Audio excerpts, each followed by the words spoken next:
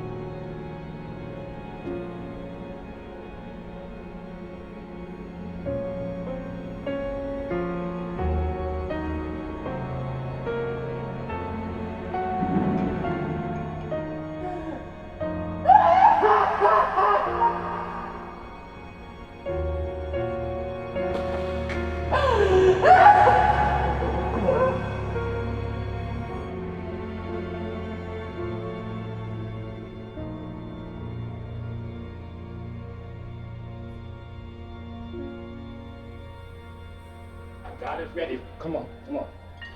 Come on.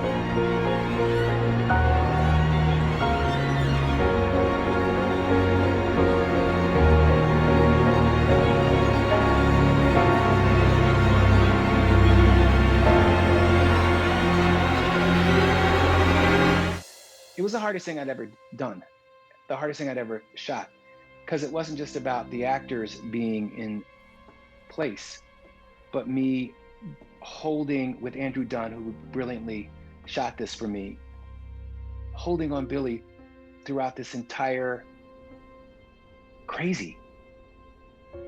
She gets off the bus, unknowing she gets off the bus to relieve herself, to have a pee in the bushes.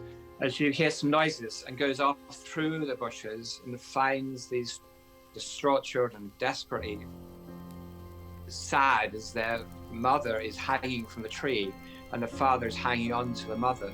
Now, our idea for this is to shoot real time and to make it continuous action. So we don't exactly know where we are or when we're there or if it's present or past or future. So the idea was to weave our way through that scene and use sound to catapult us through and to make us feel, help us feel what she's going through. We didn't have a lot of room in that cabin, so this is another situation where I had to move a wall in as she would walk through it. So it was quite incredible, really. And it really all culminated for me when we actually shot the scene. You can hear the kids crying and the father trying to get the mother down. And I mean, literally people were crying as we were watching the monitors. Quite moving. How horrible must it have been to see that, and not just to see a lynching, but to know that that lynching was just a casual day in someone's life. When Lee put the scenes together and made them all one continuous scene, which is just brilliant directing, I think. As he strung those scenes together, he really captured in the visual medium what I was trying to do thematically on the page. My song, Strange Fruit, it reminds them that they're killing us. The similarities is that I am a Black woman. I'm living in America in 2021, but I'm still a Black woman. There's a sense of almost invisibility. You have to shout so loud because you know you're not being heard. I hope that the audience takes away from this moment what it's like to see a real lynching and what it's like to really be on heroin, a combination of both.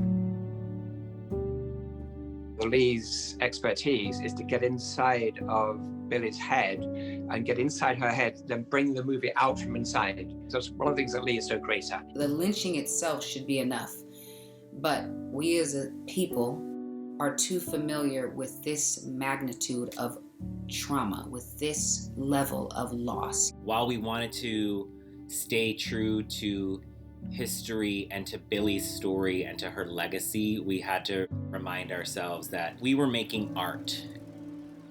She was truly the godmother of civil rights. She sang Strange Fruit, alerted the nation that Black people were being lynched.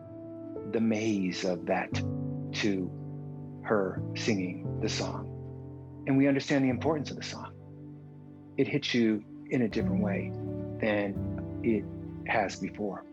Strange Fruit. Southern trees bear strange fruit, blood on the leaves and blood at the root, black bodies swinging in the southern breeze, strange fruit hanging from the poplar trees.